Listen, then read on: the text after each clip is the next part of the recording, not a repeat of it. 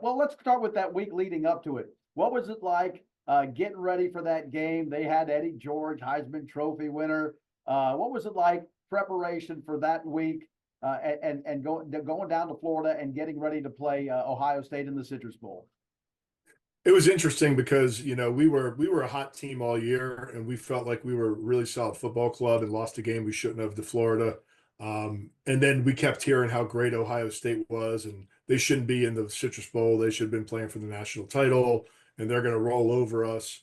So, I mean, the whole week just led up to a huge chip on our shoulder because, I mean, we had Peyton Manning, Jay Graham. I mean, just go down the list of names on our team and you're sitting here thinking, wow, Eddie George must make the sunrise every morning and put it down a hot like what is this guy going to do? So it was one of those deals where it was just we were tired of hearing about how good they were. We just wanted to get out there and play them. To your point, Bill, you really did have a terrific football team, and not just on offense, but defensively as well, from Leonard Little on down. I mean, you guys had some talent on that side of the ball too, didn't you? Oh yeah, I think me and Scotty Gallion were talking about it. I think 11 guys played in the league off of that defense. Um, and it was an amazing defense when you really look at the names. Like you said, you got Shane Burton, who was a monster. Scotty Gallion, Leonard Little, and Al. I think Al was on the team, but young. Right. Just so many good players. Deron Jenkins in the backfield, Terry Fair. Like I just go down the list and just phenomenal football players. So Ohio State was the same though. Like you could say the exact same thing about their defense. Phenomenal guys on all sides, which made it a great game. Which made it something you really look to play in. Yeah, and it really was a terrific football game, but it was a wet football game. What did you guys think, Bill, when you got up that day and Mother Nature really wasn't cooperating and you knew you had to go to the stadium and play in those conditions?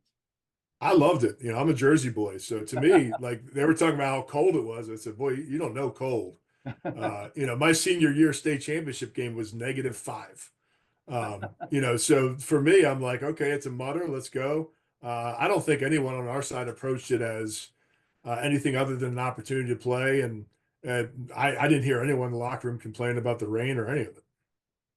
And then the way the game unfolded, really hard fought, as you might imagine, a physical game. We talked about Eddie George; he had to work for everything he got. Peyton hit Joey Kent with a big touchdown pass. Jay Graham let loose on a big run. Those were fun to see. But Bill, what was really fun to see was that goal line stand and you guys turning back the Buckeyes, and you were instrumental in pushing number 27 back. Talk about that series and that play and making sure that Tennessee had won the football game. Yeah, so the play right before that, I think they had gained like a yard, and Orlando Pace started yapping at me. I don't remember what he said, but I looked up at him and I said, "Man, your face doesn't even fit in that helmet." And the rest of his guys kind of started laughing. So I knew they were probably getting on him about that. So he came out the very next see it in his eyes. So I took the gap opposite him. I raised up my pad level. If you watch the play, you'll see my pads go high and then come back down low. And I just used an outside single leg takedown in wrestling because I was a wrestler since the age of 5. And because you're not going to take Eddie George up high, right? Who does that? And I just rolled it back on his ankle and took him down like it was another day in New Jersey wrestling. And he went down and I went absolutely apeshit, and I ran off the field. I slammed Fulmer out of my way. I was pushing guys on the sideline.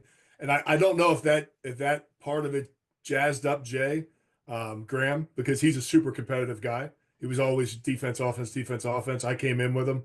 But for him to do what he did 2 plays later up the sideline, that's a 1-2 punch that told Ohio State, "Hey, we're here to play, so you better get ready." Right? Yeah, no doubt about that. And I would imagine afterwards the celebration was pretty fun with you guys, just knowing what you had done and finishing with the whole season. Obviously, that capped off that 95 season, finishing with just one loss. What a terrific year, right? Yeah, I never saw the coaches that happy in my entire life. I probably will never see them that happy again. Fulmer had a smile from ear to ear. Cutcliffe, Chavis. It was a time where it was like a exhale. Everyone exhaled after this monster season where we did such a good job. And I remember it as one of our best years that I played there for the 5 I was there for. Yeah, no doubt about that. And Bill, as we wrap this up, the team next week, it's a pretty good team as well.